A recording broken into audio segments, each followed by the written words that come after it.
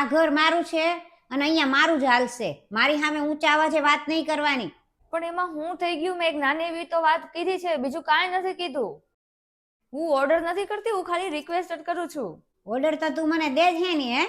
શું થયું મનીષા? આટલી બધી રાડું હું કામ નાખો છો બે? બાજુવાળા સાંભળશે તો શું કહેશે?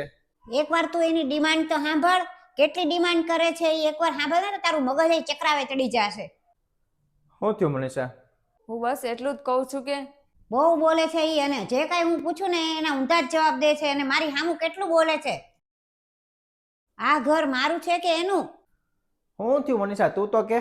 હું એમ કહેતી હતી કે થોડાક સમય માટે મારો ભાઈ અહીંયા રહે. હા તો પણ ભલે ને આવે અહીંયા, અને પણ અહીંયા આવશે તો એ રહેશે ક્યાં? ગેસ્ટ રૂમમાં. હા તો વાંધો નહીં. કાલે સવારે મારી બેન કે મારો ભાઈ આવે તો ઈ ક્યાં રહે? અરે પણ ભાવિન કેટલી મુશ્કેલથી એને જોબ લાગી છે, તો થોડાક સમય માટે અહીંયા રહી જાય તો પછી શું વાંધો એમ. અમે શું કાંઈ એનો ઠેકો લીધો છે તે અહીંયા રહે? આખું ગામ ભાડે રહે છે. જાઓ ભાડે રાખો ઘર અને રાખો એને ન્યા. ના ના, પણ એને એવું નથી કરવું. કેમ કે પૈસા બગડે એમાં. અહીંયા મફતમાં રહેવું છે ને? પણ મમ્મી થોડાક દિવસ રહી જાય તો એમાં હું વાંધો થઈ ગયો? તું ચૂપ રહે, તને કાંઈ ખબર ન પડે. અત્યારે તો આપણે એને રાખીએ અહીંયા, પછી આપણા ઘરે મહેમાન આવે એને ક્યાં રાખવાના? અરે પણ મમ્મી એમાં આટલો બધો ઝઘડો કરવાની શું જરૂર હતી? અને એ ક્યાં આપણે એમ કહી દેશું એને કે 8-10 દિવસ કે વધીને 15 દિવસ રહી જાય, એટલા તો મારા ભાઈ બંને રહે છે અહીંયા.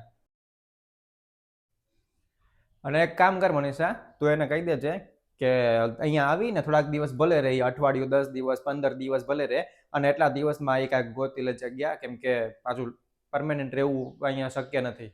હા હા, મને ખબર જ છે. તને શું વાંધો હોય? તારે થોડો કાંઈ છે કાંઈ વાંધો? મારે જ બધો વાંધો છે ને બધાને રાખવાનો.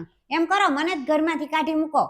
એક કામ કરજે, તું તારા ભાઈને ફોન કરીને કહી દેજે, અને એનું બાકીનું સેટિંગ હું કરી દઈશ. હવે તું જા અહીંથી. મેં તો ક્યાંય એવું જોયું નથી કે અહીંયા એના ભાઈ બહેનને રાખે. આ એક નવી વાત કરેશ બધાય. અરે મમ્મી તમે હું કામ ઝઘડો કરો છો? એમાં બહારના માણસોને લીધે આપણે હું કામ અંદર અંદર કાંઈ કરવું જોવે? અને તમે તમારી તબિયતનું ધ્યાન રાખો, એ નક્કી કરી લેશે એના ભાઈને રાખો ન રાખો, કે ઓલાને એના બેનને ત્યાં રહેવું કે નહીં. એના ભાઈને જ શરમ નથી, નહીતર અહીંયા આવે જ નહીં. અરે મમ્મી 5-6 દિવસ, અઠવાડિયું કે 10 દિવસની જ વાત છે. 10 દિવસની 11મો દિવસ થશે ને એટલે હું જ એને કહી દઈશ. હા તો તારી વહુને સમજાવી દેજે, મારી યારે ખરાબ રીતે વાત ન કરે. હા હા, વાંધો નહીં.